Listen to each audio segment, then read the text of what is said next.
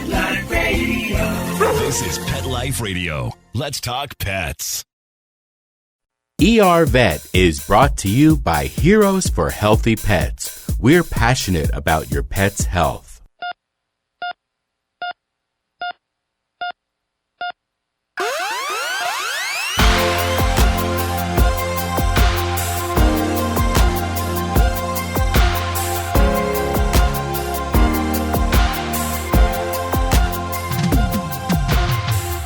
Welcome to ER Vet on Pet Life Radio. I'm your host, Dr. Justine Lee, and I'm an emergency critical care veterinary specialist and toxicologist.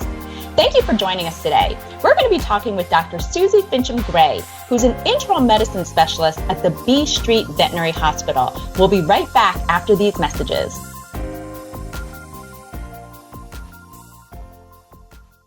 Molly, here's your dinner.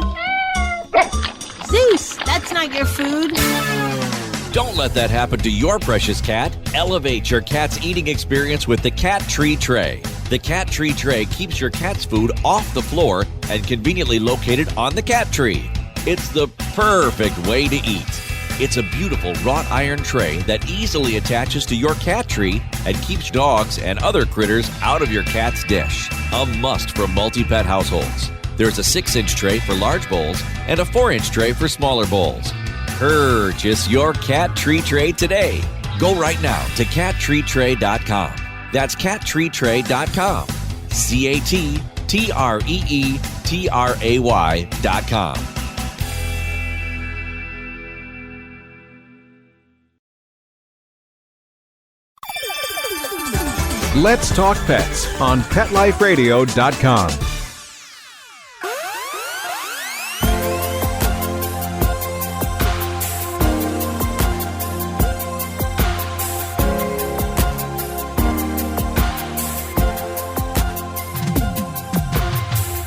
Welcome back. Today we have Dr. Suzy Fincham-Gray, who's an internal medicine specialist who practices at B Street Veterinary Hospital in San Diego.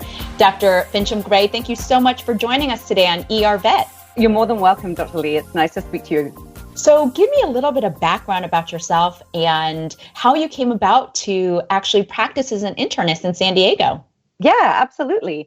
Well, I started out, actually, you may be able to tell from my accent, in England. So my family all still live there. And I went to vet school at the Royal Veterinary College, which is in London. And then in 2000, when I graduated, I came to the University of Pennsylvania, which is where I met you. And I did my internship there and then my internal medicine residency. And I kind of always knew that I wanted to be an internal medicine specialist because I just love figuring out problems and being a bit of a detective, which is just what we do in internal medicine. So I then sort of worked my way across the country somehow from Philadelphia and then Baltimore to a specialty hospital in San Diego. And I've been in San Diego now since 2005.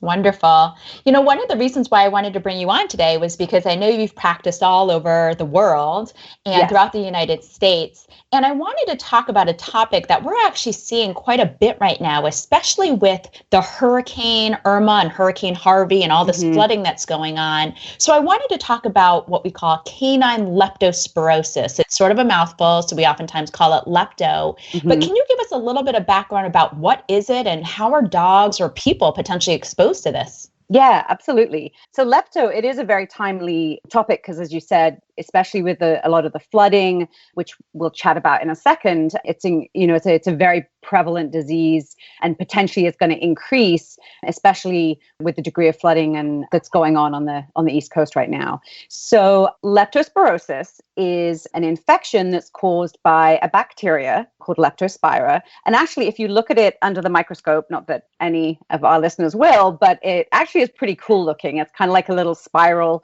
and it's actually got a very cool shape.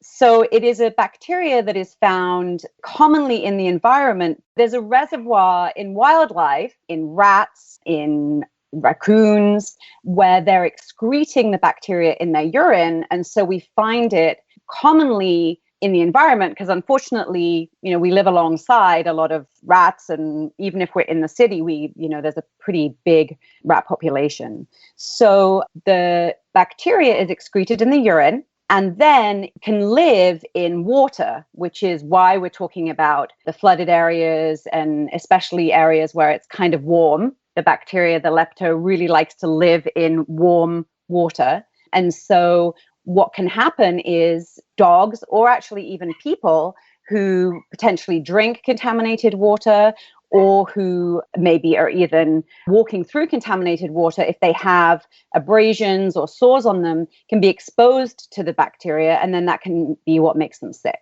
Yeah, so this is actually a huge concern right now. I know it's one of the top zoonotic diseases, which means it can spread from animals to humans in the world. And unfortunately, through global warming and flooding, I know that we can see this throughout the United States, mostly on the East Coast, the Southeast, the central area, so Texas. And so again, with all the flooding right now, we definitely want to be aware of what signs to look for in dogs. So what are the classic signs that dogs may present to the emergency room for leptospirosis? Yeah, absolutely. So unfortunately, leptospirosis can cause some pretty serious problems. And the problem, or the disease that we see most commonly, is an infection of the kidney. And so when dogs come into the emergency room, the types of things that we might see that they're doing is they may be drinking and urinating excessively, although that may not be until sort of a little bit later in the disease. But that's one of the classic signs that we see in dogs with kidney problems. They may be vomiting, they may be not wanting to eat, they may just sort of be acting not right, like we say, ADR, ain't doing right. It's a pretty common presentation. They may also have a fever. So they may actually, if we are catching them early, they may actually have a fever and they may be just feeling off from that. So it's unfortunately, there's no one very telltale sign that we see in dogs, but it can generally be any dog who's kind of feeling not right can potentially have leptospirosis.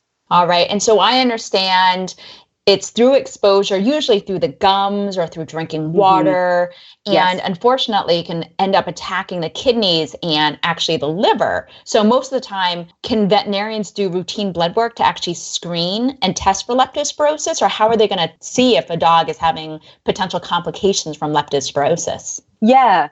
So you're absolutely right. So the kidney is sort of the number one thing, but then the liver can be affected as well. And so just on routine blood work, when we talk about running like a chemistry screen or a chemistry panel, that gives us information about the liver and the kidneys. So we're able to get that information straight away. And a lot of emergency hospitals have in-hospital blood analyzers, so we can kind of get that information almost straight away. If we're looking for more specific testing, we can look for either the bacteria, the Leptospira, in the urine, which is actually the place that we often look for it, or we can look for antibodies to the bacteria in the blood. So that's a more specific test that takes longer to run and usually has to be sent out to the lab. But certainly we can get indicators initially on that blood, what we can run in the hospital. And so when a veterinarian is testing for this, I know a lot of general veterinarians out there will oftentimes send these blood tests out. So they often don't get the result for a few days. Right. In the meantime, what's the main treatment when we see a dog that may be an acute kidney injury or have liver enzyme or liver blood work elevation from this? How are we going to treat it in the ER? Yeah, absolutely. That's a really important point. So obviously it depends on how sick the patient is, how sick the dog is. A lot of the time, once we're talking about kidney injury, we're talking about intravenous fluids. So that means placing a catheter into a vein and giving fluids that way so we can get the hydration up and we can get the blood flow to the kidneys improved. We're talking about, controlling other signs that might be going on. So, vomiting, we can give medication for that. We can give medication to help with vomiting and with discomfort. But probably the most important aspect of the treatment is going to be getting started specific antibiotics that treat the bacteria and that can kill the bacteria. So that's going to be a real cornerstone of the treatment if we think that leptospirosis could be the problem.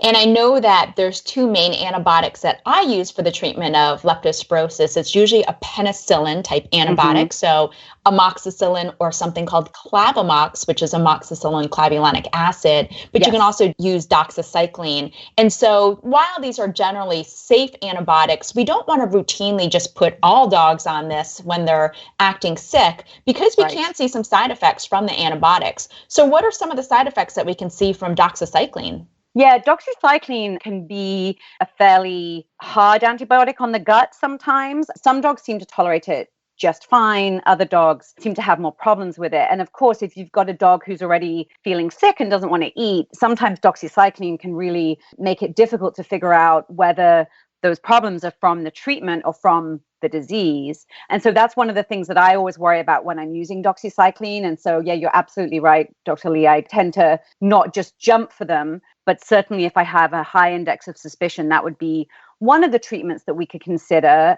Although I don't know if we want to get into this, but the doxycycline is more for actually removing the organism, the bacteria from the kidney completely, once we've treated the more serious part of the infection with the amoxicillin, as you said, or the clavamox. So sort of those two go hand in hand and kind of complement each other when it comes to the treatment. Well, you bring up a great point. So one of the things that we worry about is we want to be able to kill or get rid of this infection, this leptospirosis from the kidney, because we do worry that dogs can actually urinate and spread this into your yard. They can expose you. They can expose your children. How worried do we have to be about potential zoonotic spread from your dog, if it's diagnosed and affected, to actually bringing your dog home?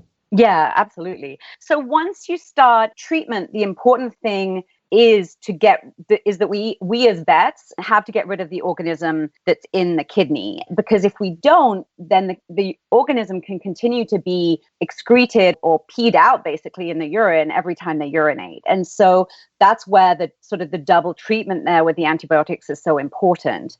Generally speaking, if we're being smart pet owners and so we are making sure that our dogs are urinating in areas that we can easily clean, that we're not allowing our children and ourselves to be exposed to the dog urine directly, cleaning surfaces with even, bleach or a good disinfectant, washing our hands after we've handled our dogs if we are concerned, or, if leptospirosis is part of the differential for our pets, all really important things that we need to do.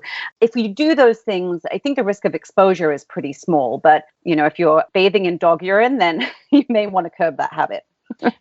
All right, great info. So just to summarize, for dog owners that are out there, especially if you're affected in the areas like Texas, Florida, the Southeast United States, where there's more flooding, we especially want to be really, really aware of this potential bacteria infection called canine leptospirosis. And some of the most common clinical signs that we can see include drinking more than usual, urinating more than usual, vomiting, even if it's just once or twice, acting lethargic, not wanting to eat, potentially having bad breath. So some of these are the classic clinical signs we can see with leptospirosis. And when in doubt, you do want to get to your veterinarian or the emergency veterinarian, even if it's in the middle of the night, because we want to be able to make sure that your dog isn't having any kidney injury, what we call acute kidney injury, or liver problems from this. And again, that's where leptospirosis likes to attack the kidney and the liver. So really important that we do blood work to find out what's going on so we can help diagnose this. We're going to continue on with a really cool topic about how to treat leptospirosis in the emergency room right after these messages from our sponsors.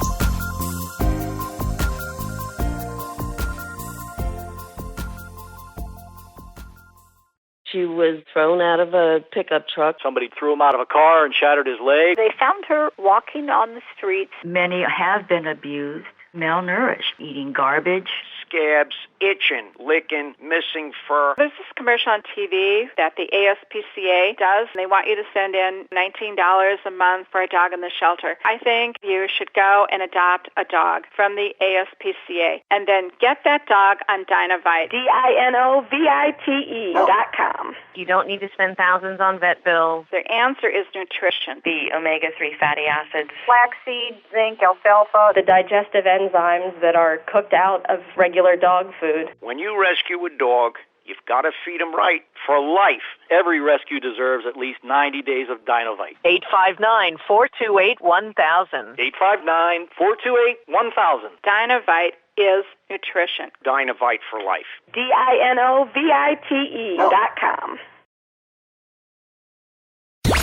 Let's talk pets. Let's talk pets On Pet Life Radio. Pet Life Radio. PetLifeRadio.com.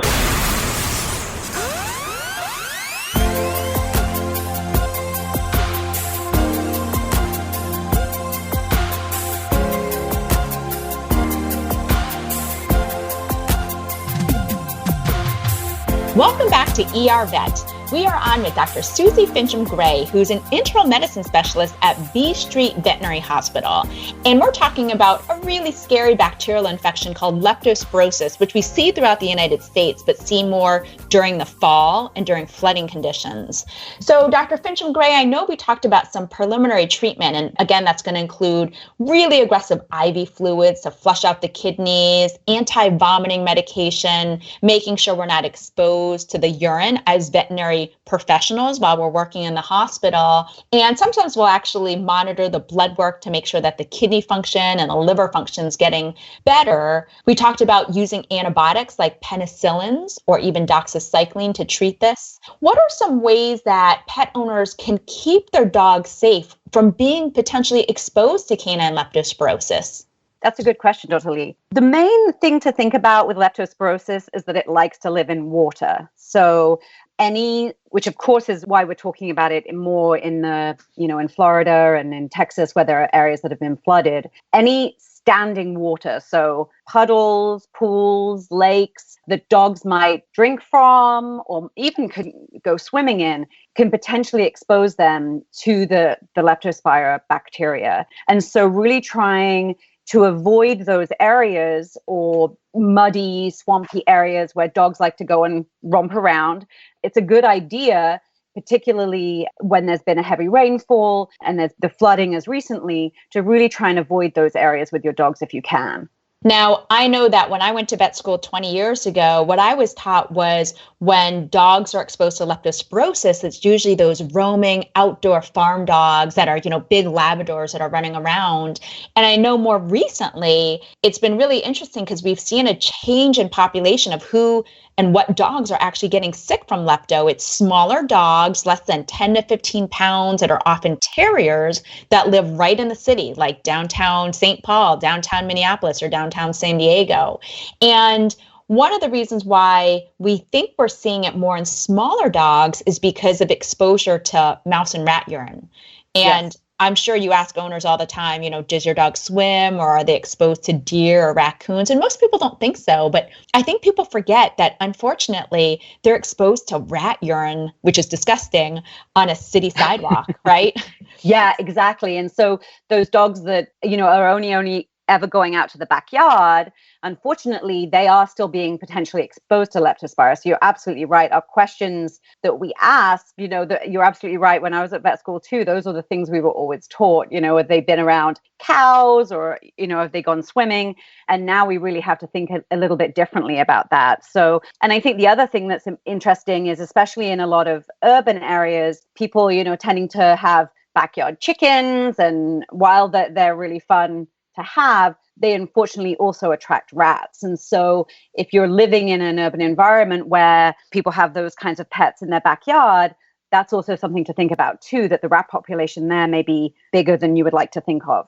The other important thing to realize is there's actually a vaccine for it. So absolutely talk to your veterinarian about this. It's an annual vaccine, so your dog does need it every year, because the vaccine doesn't last 3 years like some other vaccines out there. And so if you're in a high-risk area, you live in a city, you have a smaller dog, there's a potential for them to be exposed to any kind of urination or wildlife on the city street, right on the sidewalk. Unfortunately, that's what we're seeing. And so it's a very, very safe vaccine. Your dog does need 2 vaccines, typically 1 month apart. And again, very, very safe. The vaccine 20 or even 10 years ago was more what they call hot. So it could cause some mild reactions.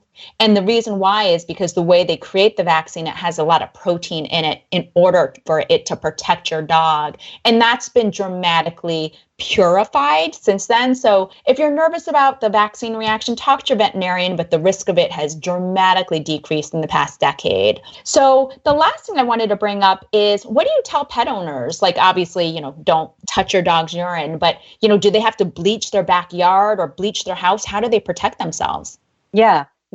So I think that the really important thing to remember, especially with regards to, the backyard, for example, is that if your backyard is pretty dry and it has good sun exposure, the bacteria is actually not that strong outside water. So it's probably not really going to survive for any significant period of time. But certainly, don't go and play on the grass or have a picnic on the grass where your dog has urinated if your dog has potentially been exposed to leptospirosis. With regards to sort of bleaching your backyard, that can be a pretty challenging thing to do. And so again, it's a case of trying to get rid of any standing water that's there. If there are concrete areas that you can clean down with a bleach solution, that's certainly not a bad idea.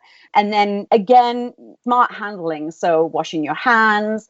If your dog has been exposed to leptospirosis, then wearing gloves to clean up the urine, drying up any areas where there is urine, and then cleaning that area with bleach are the types of things that I would suggest that an owner would be doing at home if their dog had been diagnosed with the disease. Great information. So don't go too crazy bleaching your backyard, but talk to your veterinarian about prevention. So again, vaccinating your dog, ideally keeping your dog out of flooded water. Don't let them play in that area, unfortunately. And I see a lot of flooding in the Mississippi, right where I live in Minnesota. So even my dog is vaccinated for lepto. But just be aware, it only protects against 4 different types of leptospirosis, and there's over 200 types of this bacteria. So you do still want to be really careful about it.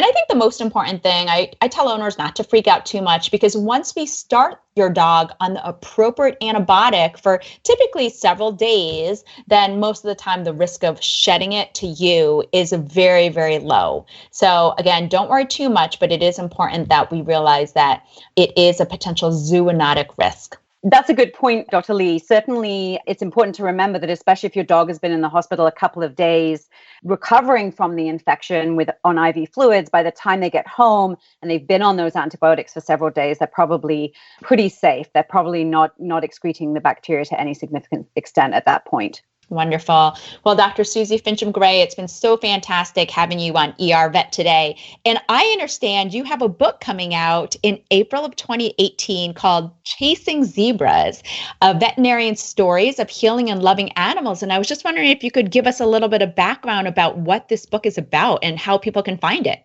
Yeah, absolutely. I'd be happy to. So Chasing Zebras, as I call it in my English accent, it's a memoir. It's based on my life as a veterinarian. And it starts really in England when I wanted to be a vet many, many years ago now, and sort of takes my journey from England to Philadelphia, finally to San Diego, and really it's focused on the pets and the owners that I met along the way, and is an exploration of what I've learned as a veterinarian that maybe talks to a broader experience as life as a person, and so I think that it hopefully has a little something for everyone. There are cats and dogs in the book, and so each story is a little chapter in my life as a veterinary internal medicine specialist. Wonderful. So if you like Grey's Anatomy or House, this is the veterinary version. So definitely check out this book, Chasing Zebras. Thanks. And you can get it online at Amazon, Barnes & Noble, and your local independent booksellers will carry it too. Wonderful. Can't wait to find out and check that out in the spring. Well, that brings us to the end of today's show. Find me at drjustinelee.com, on Facebook at Dr. Justine Lee, or feel free to email me at drjustine@petliferadio.com. With that, we're out of time, but we wanted to give a huge thank you again to Dr. Suzy Fincham-Gray and Mark Winter, our producer, for making the show possible. We'll see you at the next episode. Let's Talk Pets, every week on demand, only on PetLifeRadio.com.